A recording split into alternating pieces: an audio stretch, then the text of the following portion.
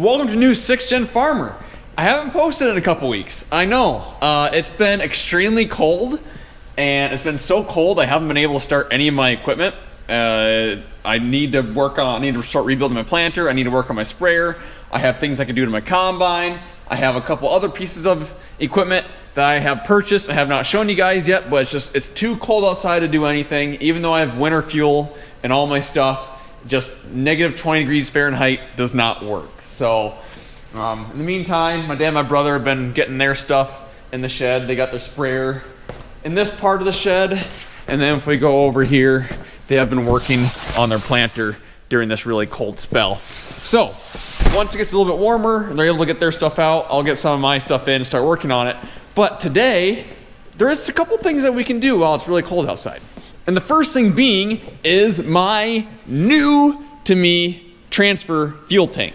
So some of you guys may have seen this on Instagram and TikTok, but I was thinking, I probably need a way to get fuel out to the field. Even though I have 220 acres, I'm by myself, especially like my combine might need fuel out in the field, or even my tractor if I decide to do 2 fields in one day or something. So I started looking for different solutions, and fuel trailers are really, really expensive, and they need licensing, they need tabs, they need insurance, and it didn't make sense for my operation. So I went on Facebook Marketplace and I found this 80-gallon fuel tank for $150. It even came with a pallet. And then I bought this Vevor 10-gallon per minute DC fuel pump that came with some hose for, I think I paid $60 for that. And then I got this extra fuel hose over here for $30, and I made a nice little transfer fuel pump that can go in the back of my pickup. I can put 80 gallons in it, and in 10 minutes I can pump out 80 gallons into whatever piece of equipment is in the field. Now, there is one thing I want to do to this before it's officially ready.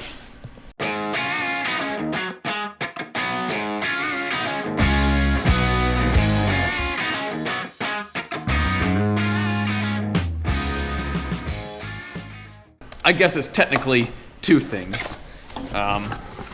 If you notice, there is no filter on this tank, and it's going to be in the back of my pickup. It's going to be really subject to dust and dirt and everything else, and I just figured it would be nice to have some sort of filtration on it to get rid of at least the big chunks of dust and dirt before it goes into the equipment. Now, the equipment does have fuel filters in it itself, but changing fuel filters on diesel equipment, especially old stuff, just sucks. So for $30, I went on Amazon, and I'll leave a link to the pump down in the description. I'll leave a link to the fuel filter down in the description. But for like $30 some, I was able to get this fuel filter head and a fuel filter. And it's the same threads as everything else in the pump, so I'm just gonna put it right in line. And it's a 10 micron filter, and it should be able to get the job done. Look at this, it even came with all this extra tubing and some Teflon tape. And then I also got I paid like $5 for this. This is hilarious.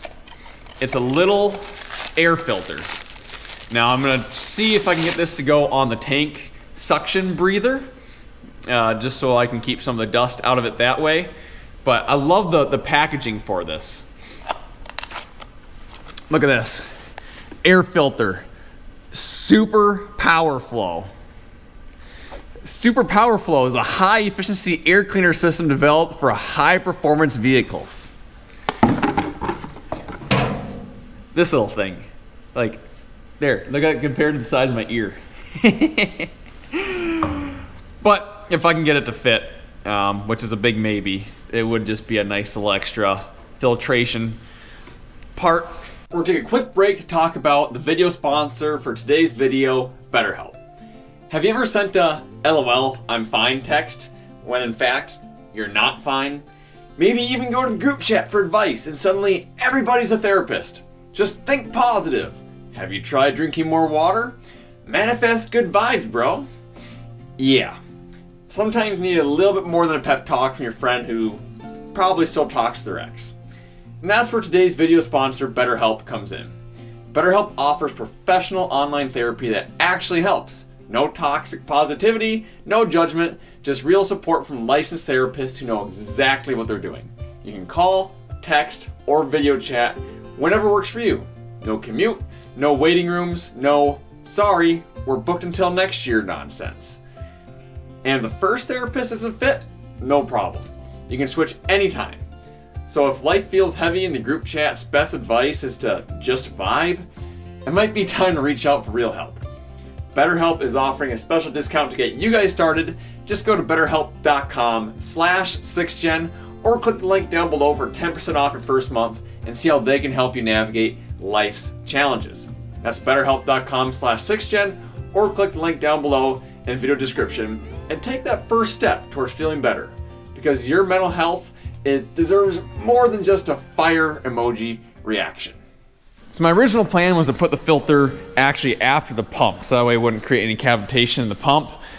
But looking at everything, because the problem is that I have 20 foot of hose. I have 10 foot before the pump and 10 foot after the pump.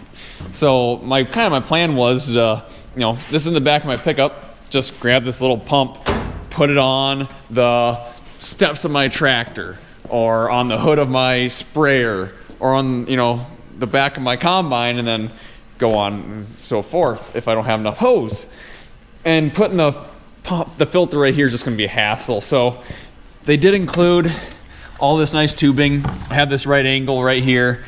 I think I'm just going to put it right next to the inlet right here. That way it's on the pallet. It's not going to be moved around. It's not going to break off. I just hope it doesn't create any problems. But here's the thing. It was a $60 pump. I'm not going to use it that much. I don't think there's going to be an issue. And if there is an issue, I guess I'll just buy another pump in a year or two. Still way cheaper than, having to pay insurance on a $15,000 trailer. Now the problem is that I wasn't originally going to put a filter on this, and I did a really good job of connecting these hoses. So this will be a bit interesting. Oh my gosh. Yep. I did a very good job. There we go. Okay, got the hose off. Here's what I'm thinking. Do this, like that. Put the filter head right here. Filter, and then put the hose right into the end of that. And then that way, this is out of the way, not gonna get hit by anything because it's still on the pallet, nothing's gonna move around. Should be good to go. I might need to notch this wood out a little bit right here. Just grab a Sawzall quick and notch that out a little bit so that way the filter head sits level. Now the Teflon tape that this stuff came with is the cheapest stuff I have ever seen in my life. I'm gonna use it anyways, but I am gonna add some True Blue sealant to these connections because I really don't want this to leak. Because then it's going to leak in the bed of my pickup, and it's just going to make a mess, and I don't like messes. I like clean. There we go. Let's see, let's do this like that. There we go, that feels a lot better than it did before.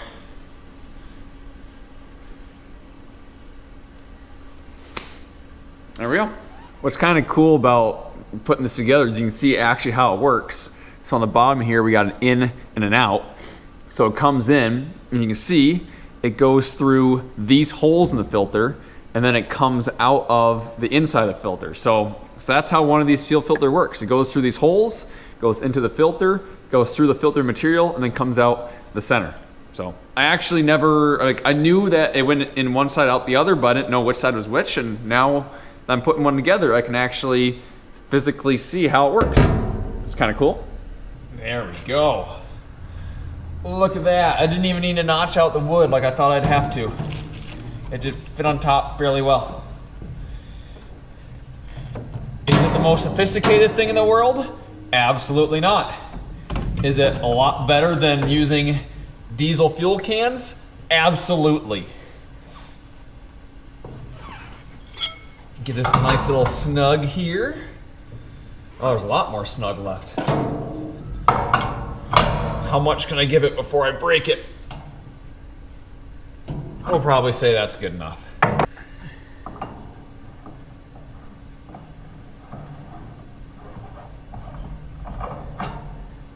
There we go. Beautiful. Absolutely beautiful. So here's what I'm talking about for, oh, there goes my flashlight, for the breather. There's these two tubes up top, and the previous owner just put bolts in to plug them up. And I do believe, if I look at the cap here, it does look like there is a little bit of a breather system built in. There's a little hole right there, and then you can see how it's like a double-sided cap here. I think that hole goes to here and it sucks in from right here. Which, that's just, first of all, it's just not much ventilation, and I think that I can do something better over here. I'm guessing one of these was a return line and one was a breather. And I don't know which one's which, but thinking about just kind of doing that, helping out a little bit. So it is slightly too big to fit on there, but the rubber is pretty flexible, and it came with a hose clamp. I think I'm just gonna, oh my gosh, the amount of stuff I'm just throwing around. I think I'm just gonna try and hose clamp it on there and see if it's a halfway decent seal, because whatever it is, it's gonna be better than this little bolt in the end of this pipe. Haha, beautiful. That's actually on there really good. That should be good. I'll just leave this one in there. That looks like it's doing a good job. There we go. I have a complete fuel pump. I mean, honestly, like, that's a pretty good distance away from that. I might not need to move I might be able to actually attach the pump to the wood there, because, I mean, this is, I mean, especially for the fact that it's not gonna be on a trailer, it's gonna be in the back of my pickup. I can, like, back my pickup up to the side of my tractor, and this should be plenty of fuel hose to get inside the tractor, and that's the furthest one I have. The sprayer is like half the distance of the tractor, and the combine, it's right in the back corner, so I can literally back right up to it. Okay, actually, let's be a little more realistic. It's gonna be in the pickup like this. So, I should still be fine. Yeah, I'll be good. This was a hose that was on it when I bought it. I'm just gonna throw that away. It's just a garden hose with a cheap, I mean, very cheap little spout on the end of it. The one that came with my pump from Vivor actually has the auto shut off on it, the little hole on it, and then I have the little tabs so I can lock it. If I actually point my camera in the right spot. So, kind of nice. Now I just gotta retighten my sophisticated locking mechanism. There we go. So now here's where I need your guys' help. So, I want to name this, as stupid as it sounds. So here's my thought. So Thunder Creek, you know, they're known for making the really nice field trailers. That's what my dad and my brother have. I want to do a play on words with this. My thought was the Spark Puddle fuel transfer system. I posted a answer story on Instagram where people could put in their input on what I should name it. And sorry to offend you guys, the names weren't that great. I still think that Spark Puddle is the best name we have so far. But if you guys have any good names that'd be a wordplay on Thunder Creek, let me know. I think Drizzle Ditch is already taken. I think someone on TikTok already took Drizzle Ditch. Maybe it was something else. No, it was Lightning Ditch. Drizzle Ditch. Actually, that doesn't sound that bad. Drizzle Ditch. Spark Puddle, Drizzle Ditch. I don't know. What do you guys think? And in terms of fuel for the rest of the year, like my bulk fuel, so my dad and my brother have fuel tanks here on the farm, and actually my dad bought a 500-gallon-ish fuel tank on an auction a while back, and it has some really old diesel fuel in it right now, and so we need to find a way to drain it, but my dad said that he will let me use this fuel barrel at least for a while. But yeah, this fuel barrel, it's just been sitting back here for a while, hasn't been used. Like I said, it has some really old diesel fuel in it. So, but it does have a drain port in the bottom. So once it gets a little bit warmer, my thought is use the excavator, lift it up, drain all the old fuel out of it into like an old chemical cage or something, and then put it over here in the bunker. So there's plenty of room for it right here in the bunker. Well, we have this little bunker here, so in case we have a leak, the EPA won't, have a fuss about it. We can clean it up really easy. And there's already power there. So literally just put it in there, get power to it, and then I'll have my own diesel fuel that's completely separate from everyone else. So that'll be in the future, but today, like I said, it's so cold out here. My face is already numb. I've been outside for about 2 minutes. So too cold to start any equipment, but it's not too cold to start the Kawasaki Ridge. Might take a couple shots to get it to fire here, but it'll go. There we go. Heck yes. So I got a few more boundaries to make, and well, because it has a cab and heat and it goes 60 miles per hour, might as well hop in that, stay warm, go make some boundaries when I can't do anything else. Oh, the one other thing I want to do is I got my tractor, my planter here. Obviously, future video coming up. Gotta get started on the rebuild on this planter. But what I do really want to see is, what do I need to do to make sure that these precision ESET meters are good to go? I've never used a precision ESET meter before, and I was watching some videos the other day on YouTube about things to look out for, like wear parts and how to switch from corn to soybeans, because it's currently set for soybeans. So I just want to take this one apart, make sure I'm not missing any pieces, and make sure everything's good to go, because that way, if I do need to order pieces, I know now and I can get them ordered. Hey, looking in here, other than the fact that there's still some soybeans in here, because the owner lastly used soybeans with this. It looks like everything's there. I forget what this thing's called, but I was worried that was missing, but it's there. The brushes look halfway decent. Double eliminator looks pretty good. I think we're good to go. Put the ESET meters in and switch everything around for corn. Call it a day. It's already so nice and warm in this cab. I took my jacket off. It's negative 10 degrees outside. I'm in a sweatshirt in a nice heated side-by-side cab that can go basically anywhere. I can't complain too much.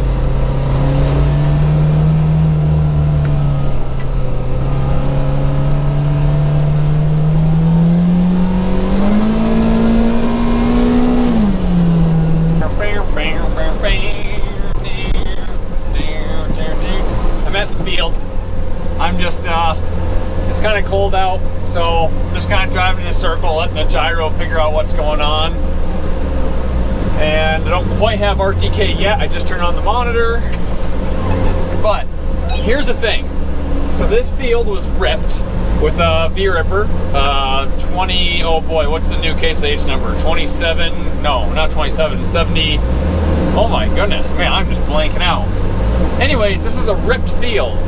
And the Kawasaki Ridge, so this is the best suspension thing I've ever been in. Like, this beats my pickup, hands down, even going down the road. But I'm gonna go at a 45-degree angle across this ripped ground. Like, yeah, it's a little bit bumpy, but that's because I'm going across frozen, ripped ground. Like, this thing is incredible. The suspension in it is amazing. Okay, I got RTK.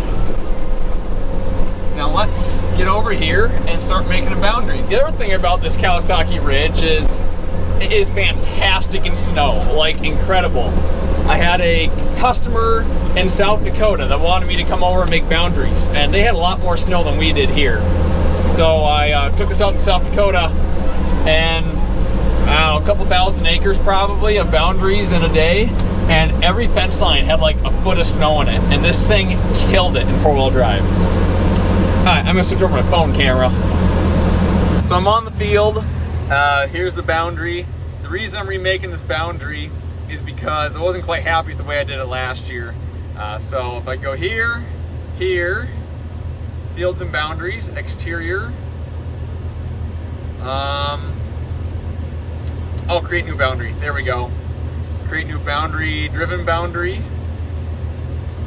Yada, yada, yada. That's the way I want it to be. Let me just name this 2025. Hit OK. And now I can start driving. Now I'm going to be using the boundary track for my headlands because I don't have any markers on my planter. So making these boundaries is actually pretty important. And this isn't quite the amount of snow as in South Dakota, but like still some pretty decent mounds. Right through it, right over it. Suspension's working great, kicking butt. Boundary number 1 is done. I'm gonna shut off my monitor because that's how it saves it. So just to be safe while I drive to the next field. Let's also stick it back in 2-wheel drive. There we go.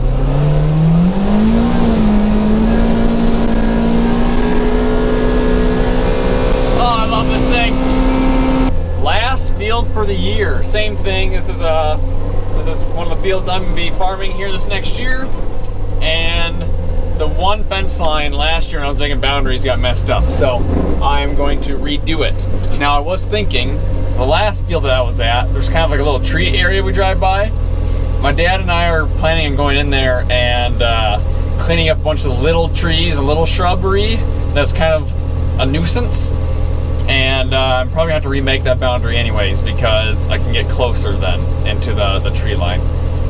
But that's just a 40-acre field. It won't take very long. Still nice to get out here and do this.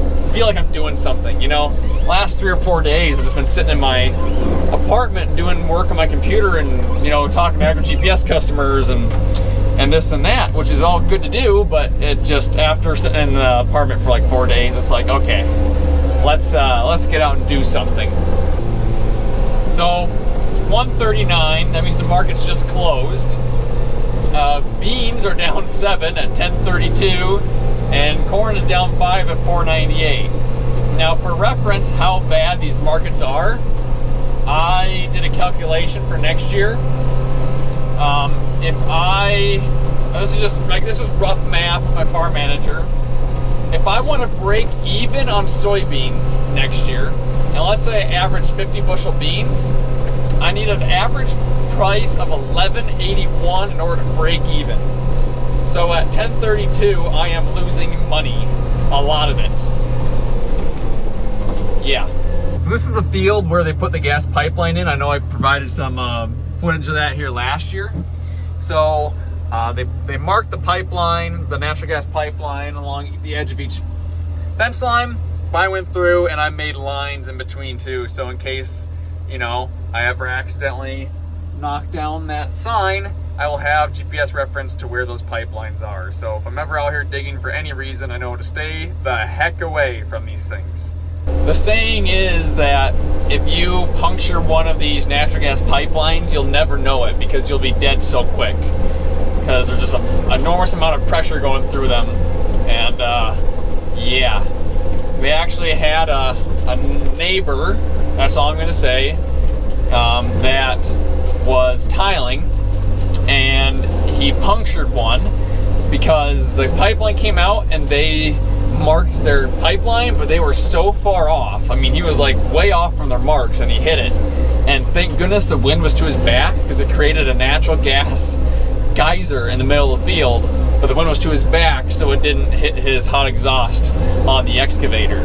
Yeah, that was quite an ordeal for a while here in our area. He's just lucky he's still alive. It wasn't his fault at all. Not one bit. It was whoever came out and marked it. They did a bad job. Now to put it back in the shed, kind of zigzag my way through here. Bam, there we go. Gotta put my jacket back on now.